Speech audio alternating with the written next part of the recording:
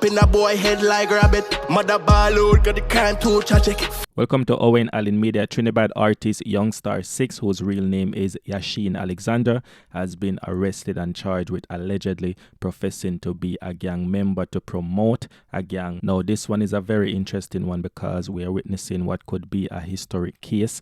You know what I mean? The arrest and possible prosecution of an artist based on lyrics and artistic expression. And this is a call for concern about freedom of speech and the role of music in Trinidad society, and whether, you know, the police there is crossing a line in targeting entertainers instead of real criminals, or they're saying that these entertainers are the real criminals. Now, as I said, the Trinidad and Tobago Police Service said that he was charged with professing to be a gang member to promote a gang, and this charge came after a thorough investigation by the Southern Western Division Gang Intelligence Unit, which analyzed video clips of his performance, music videos, and social media presence. After reviewing the evidence, the Deputy Director of Public Prosecution, Sabrina Dugdeen, advised the police to proceed with the charges. Now, the Trinidad Police Department has made it clear that they are serious about dismantling gang networks, and they are not tolerating anyone, whether street-level criminals or public figures, who promote gang culture.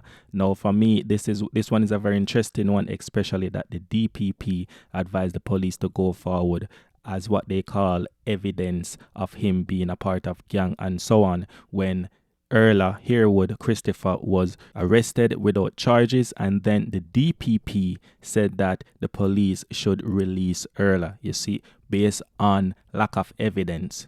See how funny that is, right?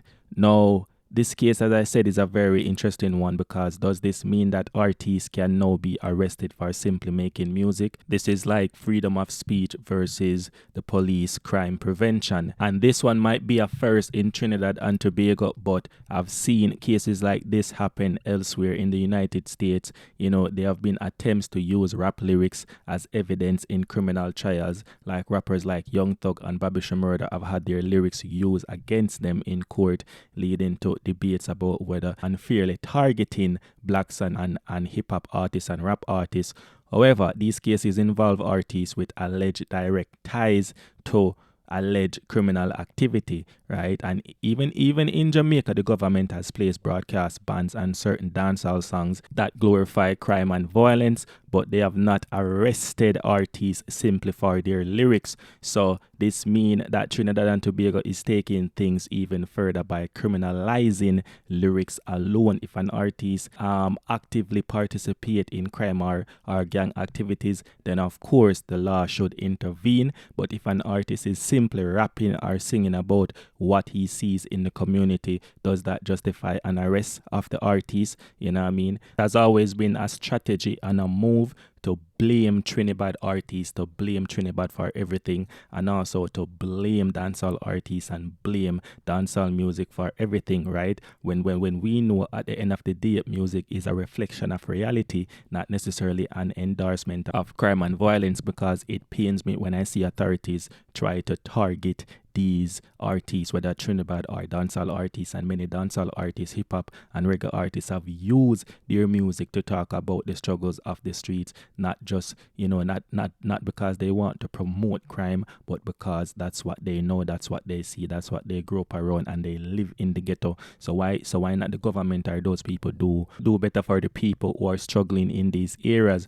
Now, unless authorities can actually prove in court that Youngstar 6 is actually involved in gang activity, this looks like an attack on freedom of speech, as I said, and freedom of expression, not just crime prevention. You see me? And you know what's funny about all of this is that if, and this is a big if Youngstar 6 is convicted simply for his lyrics and artistic expression, you know what I mean? What's stopping the authorities from arresting another artist next, Kman 6Ixx, Plumpy Boss, Meds Boss, and all of these other artists who have sing songs about whether they want to say, you know, similar stuff. Then you would see all of these people now being behind bars because they won the first they want and prosecute the first artist in Trinidad, you know, simple for his lyrics, and then they want to do it to other artists as well. You know what I mean? And what this could mean is that dancehall, hip hop, and Trinidad artists, they need to self-censor their music. So does that mean they will be coming for vloggers like us and YouTubers like us discussing crime and violence and what, take legal action against us? Go take legal action against filmmakers and playwrights and all those people showcasing gang culture that could be seen as promoting crime, right? Go have issues with Universal and those other people who make these movies. You get me? So yes, we all can agree that youths need positive influence. Crime, gang violence, and poverty are major problems in Trinidad and Tobago, but arresting Youngstar 6 will not fix that. It will not fix that. It will not move the needle whatsoever. So if Keith Rowley and, you know, his government or the government overall truly wants to reduce gang violence culture, they need to look at the root causes of these issues that these young youths are facing in Trinidad. Lack of education and job, and I mean for the young youth, a broken justice system, and we see that play out all the times, you know what I mean, where real criminals